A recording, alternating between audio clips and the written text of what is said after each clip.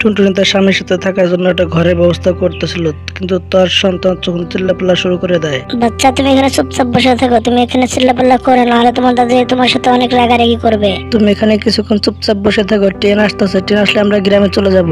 পুরো পরিবার ট্রেনের জন্য অপেক্ষা করছিল। এমন সময় ট্রেন স্টেশনে চিল্লাপাল্লা শুরু হয়ে যায়। টুনটুনি, চালু করে আমাদের ব্যাগ ওঠাও, আমাদের ট্রেন 3 নম্বর স্টেশনে এসেছে, চালু করে ব্যাগ ওঠাও। চালু চালু যাবার জন্য তারা সিঁড়ি দিয়ে না যেয়ে তখন তারা রাস্তা পার হতে থাকে, মেন রাস্তা দিয়ে। তখন হঠাৎ করে তখন একটা ট্রেন এসে তখন তাদের 3জনকে উড়িয়ে দিয়ে চলে যায়, কিন্তু এদিকে বাচ্চাটা জানে বেঁচে যায়। দেখো, তার বাপ মার ছোট্ট একটি ভুলের কারণে তাদের জীবনটা চলে গেল। এখন এই ছোট বাচ্চার কি হবে?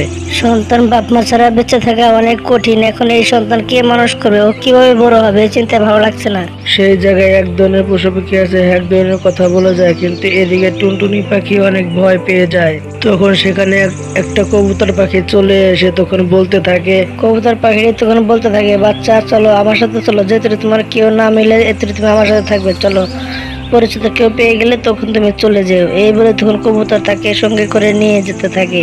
কবুতর তখন টুনটুনিকে সঙ্গে নিয়ে তার বাসায় চলে যায়। দিকে বাসায় অনেক আদর যত্ন করে বড় করতে থাকে। অনেক দিন পার হয়ে যায়, সে অনেক বড় হয়ে যায়, সবকিছু বুঝতে শিখে যায়। তখন বন্ধুরা, ভিডিওটি ভালো লেগে থাকে তাহলে একটা লাইক করবেন আর একটি কমেন্ট করবেন আর চ্যানেলটি সাবস্ক্রাইব করে পাশে থাকবেন। ধন্যবাদ আপনাদের সবাইকে আমাদের পাশে থাকার জন্য। বলে, চাচা কবুতর, আপনি না থাকলে জানি না আমার কি হতো। মা বাবা মরে যাওয়ার পর আপনি আমাকে নিজের সন্তানের মতো মানুষ করেছেন। আপনার প্রতি আমি সারা জীবন কৃতজ্ঞ থাকবো। আপনি ঋণ আমি কোনোদিনও শোধ করতে পারবো না। এসব কোনো কিছুই না বাবা। দেখো, আমার তো কেউ ছিল না, তখন আল্লাহ তাআলা যখন যেটা করে মানুষের মঙ্গলের জন্যই করে, তোমাকে আমার কাছে পাঠিয়ে দিয়েছে। আমি তোমাকে সন্তানের মতো মানুষ করেছি। যাও বাবা, তুমি পাতিলে চাটা বসিয়ে দাও, না হলে আমার দেরি হয়ে যাবে, চা বিক্রি করতে যেতে হবে। কবুতর চাচা, চা আমি বানিয়ে রেখেছি, শুধু কেটলিতে ভরা বাকি আছে, কেটলিতে এখন ভরে দিচ্ছি। তখন টুনটুনি পাখি কেটলির মধ্যে চা ভরে তখন কবুতর চাচাকে দিয়ে দেয়। হঠাৎ করে দরজা ঢুকাতে থাকে। দেখো তো টুনটুনি, এত সকাল সকালে কে এলো, দরজাটা খুলে দাও দেখি। টুনটুনি যে দরজা খুলে দেয়, দরজা খুলতে দেখতে পেয়ে কালো কেউয়া আর তার স্ত্রী সেখানে খাড়িয়ে আছে। কবুতর চাচা, গত 2 মাসের রুম ভাড়া বাকি রয়েছে, এই মাসের রুম ভাড়া সহ আমাকে দিয়ে দিতে হবে। আমার মনে আছে মোট 3 মাসের রুম ভাড়া পাবেন। মনে যেহেতু আছে তাহলে টাকা পয়সা দিচ্ছেন না কেন? আমি টাকা নিতে এসেছি, আমাদের টাকা দিয়ে দেন, আমি এখন চলে যাব। কালো বাবা, ব্যবসা বাণিজ্য খুব একটা ভালো চলছে না, ব্যবসা বাণিজ্য ঠিক হয়ে গেলে তোমাকে টাকা আমি দিয়ে দেব, চিন্তা করো না। ঠিক আছে কবুতর চাচা, টাকা পয়সা হাতে হলে তাহলে রুম ভাড়াটা দিয়ে দিন, আমরা এখন চলে যাই। এই তুমি সব কি কথা বলছো? আমরা কি ভিক্ষা নিতে এসেছি নাকি? আমরা টাকা নিতে এসেছি, রুম ভাড়া সেটা নিয়ে যাবো। গরি, তুমি শুনতে পাও নাই? কবুতর চাচার কাছে এখন টাকা নেই, টাকা থাকলে সে আমাদের দিয়ে দিত, টাকা হলে সে আমাদের দিয়ে দিবে। চলো এখান থেকে চলে যাই। টাকা কবে দিবে সেটা তো বললো না, শুধু বললো টাকা দিবে। কবে দিবে সেটা বলে দিক, তাহলে আমরা চলে যাব। গরি, এই মাসের 25 তারিখে আমি সব টাকা তোমার পরিশোধ করে দিব, তুমি এখন চলে যাও।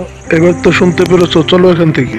কালো কেউয়া তখন তার বউকে নিয়ে সেখান থেকে উড়ে চলে যায়। এদিকে কবুতর চা বিক্রি করতে থাকে। কিছুদিন এভাবেই কেটে যায়। একদিন গরিব তখন টাকা নিতে চলে আসে। টুনটুনি, তোমার কবুতর চাচা কোথায় গেল? তার সাথে আমার জরুরি কিছু কথা বলতে হবে। গরি আন্টি, কবুতর চাচা এখনো তো আসে নাই। টুনটুনি, তোমার চাচা আসলে বলবে 500 টাকা ওখানে রুম ভাড়া দেওয়া যাবে না, ওখানে 1000 টাকা রুম ভাড়া, প্রতি মাসে থাকলে থাকবে, না হলে নাই। তোমার চাচা আসলে তুমি বলবে, মনে যেন থাকে। গরি আন্টি, 1000 টাকা তো রুম ভাড়া বেশি হয়ে যায়, আগের টাকা তো পুরোপুরি ক্লিয়ার করতে পারিনি, আপনি একটু দয়া করেন আমাদের উপরে। রুম ভাড়া বেশি হয়ে থাকলে তোমরা রুম ছেড়ে দাও, আগের দিন ওখানে নেই, তোমরা অন্য কোনো বাসা যেয়ে দেখতে পারো কত টাকা রুম ভাড়া। এসব কথা বলে তখন গড়ে সেখান থেকে উড়ে যায়। এদিকে রাত হয়ে যায়। এদিকে কবুতর বাসায় এলে টুনটুনি তখন সব কথা তার চাচাকে খুলে বলে। কি 1000 টাকা রুম ভাড়া ডাবল? তা কি করে সম্ভব? কালোর সাথে আমি কথা বলবো, তুমি কোনো চিন্তা করো না, এত টাকা ভাড়া আমি দিতে পারবো না বাপু, এত টাকা ভাড়া কেমনি করে দিব? কালুজি, আমি তো কবুতর বুড়োর কাছে গিয়েছিলাম, তাকে তো পাইনি, কিন্তু টুনটুনি পাখিকে বলে এসেছি 1000 টাকা রুম ভাড়া, থাকতে থাকবে, না হলে নেই, ভালো করে বুঝিয়ে দিয়ে এসেছি। কি গড়ি, 1000 টাকা রুম ভাড়া? তোমার কি মাথা খারাপ হয়ে গেছে? কবুতর বুড়ো এত টাকা কোথা থেকে দিবে? সে তো দিন এনে দিন খায়, তার তো এমনিতে দিন কাটে না, অনেক কষ্ট করে সংসার চালায়, তাও 1000 টাকা কোথা থেকে দিবে? গরিব, তাতে আমাদের কি? আমি আইসি গুনে দেখতেছি 500 টাকা রুম ভাড়া দেয়, এত রুম ভাড়া কম কোথাও আছে নাকি? তুমি যদি রুম ভাড়া কমাইছো তাহলে আমি তোমার বাসা ছেড়ে চলে যাব, দেখে নিও। দ্বিতীয় দিন কবুতর তখন কালুর বাসায় চলে আসে। কালু বাবা, এই নাও তোমার পুরা মাসের রুম ভাড়া। আর ঘড়ি নাকি বলেছে 1000 টাকা রুম ভাড়া। হ্যাঁ কবুতর চাচা, 1000 টাকায় রুম ভাড়া। কালু বেটা, আমি বুড়ো মানুষ, এত টাকা কোথা থেকে দেবো বেটা, একটু কমানো যায় না? কবুতর চাচা, 1000 টাকা রুম ভাড়া দেওয়া লাগবে, থাকলে থাকো, না হলে নাই। দেখুন সবকিছু জিনিসের দাম বেড়ে গেছে, আমাদের তো খরচা আছে তাই না? কালু বাবা দেখো 1000 টাকা রুম ভাড়া দিতে পারবো না, তার সাথে আমি রুম ছেড়ে দিলাম, আমি খালি করে দেবো রুম তোমার। ঠিক আছে, কালকের মধ্যে রুম খালি করে দিবেন। গড়ি এসব কথা বলে তখন মুখের উপর দরজা বন্ধ করে দেয়। টুনটুনি মা, আমি তো গরিকে বলে এলাম কালকে রুম খালি করে দেবো, কিন্তু আমরা যাবো কোথায় আমরা মা? চাচা কবুতর, চিন্তা করার কোনো কারণ নেই, 2-1 দিনের মধ্যে রুম আমরা খালি করে দেবো, গড়ি এসে দেখতে পাবে। তারা এসব কথা বলছিল তখন গড়ি তখন সেখানে এসে পড়ে। তোমরা কি আমার রুম এখনো খালি করোনি? চালু করে রুম আমার খালি করে দাও এখনই। গড়ি সাথে করে ভাড়াটিয়া নিয়ে এসেছিল, এই কারণে কবুতর আর টুনটুনি চুপচাপ সেখান থেকে তার মাল সামানা নিয়ে বের হয়ে যায়। বুড়া এখন বুঝতে পারবো কত ধানে কত চাল, 500 টাকা রুম ভাড়া পাওয়া যায়, যে দেখ। কবুতর তখন অনেক বাসায় যায়, যে রুম খুঁজে, কিন্তু কেউ রুম দেয় না, কিন্তু খালি রুম থাকলে তো দিবে, খালি রুমই নেই। চাচা কবুতর, আজকে মনে হয় বৃষ্টি হবে, বৃষ্টি আসলে আমরা কোথায় থাকবো? না তো মাল সামানা সবাই ভিজে যাবে, তাহলে আমাদের কি হবে? কোথায় থাকবো আমরা? টুনটুনি মামুনি, একটা উপায় আছে, সেটা হলে রেল স্টেশনে আমাদের যেতে হবে, তাহলে আমরা আর ভিজবো না। তখন তারা রেল স্টেশনে উঠতে উঠতে যেতে থাকে, এদিকে ঠান্ডা বাতাস শুরু হয়ে যায়, তখন বৃষ্টিও চলে আসে। কবুতর চাচা চলো ট্রেনের ডাব্বার ভিতরে যাই। টুনটুনি মা, ওটা তো কয় বছর ধরে দেখতেছে, এটা খারাপ, এটা ভালো না। কবুতর চাচা চলো, আমাদের নতুন ঘর আমরা পেয়ে গেছি, চলো আমার সাথে। তখন কবুতর আর টুনটুনি তখন ওই ডাব্বার ভিতরে চলে যায়, সেখানে বসে পড়ে। কবুতর চাচা জায়গাটাও সুন্দর, ট্রেনই হচ্ছে আজকে থেকে আমাদের ঘর, আজকে থেকে আমরা এখানেই থাকবো। হ্যাঁ টুনটুনি মামুনি, আজকে থেকে ট্রেনে আমাদের ঘর।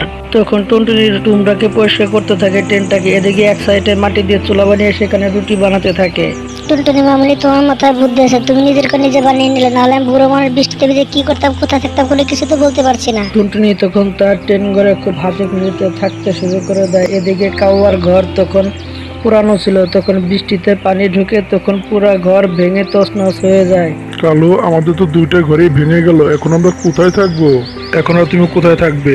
ভাড়া বাসায় থাকতে হবে। তোমার ঘর ছিল, তুমি কত অহংকার করতে, বুড়ো কবুতরটাকে তুমি ঘর থেকে বের করে দিলে, আল্লাহ তাআলা তার তো পাপের শাস্তি দিয়েছে।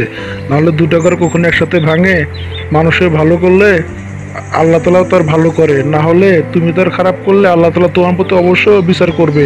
গড়ি আর কালু তখন তার বাসা হারিয়ে পথে বসে যায়। এদিকে কবুতর আর টুনটুনি তারা অনেক সুখে শান্তিতে বসবাস করতে শুরু করে। বন্ধুরা, ভিডিওটা দেখে তোমরা কি বুঝতে পারলে? মানুষের ভালো করলে আল্লাহ তাআলা অবশ্যই তারও ভালো করবেন, কিন্তু কারো কোনো ক্ষতি করলে আল্লাহ তাআলা তার বিচার অবশ্যই করবেন, 2 দিন আগে আর পরে।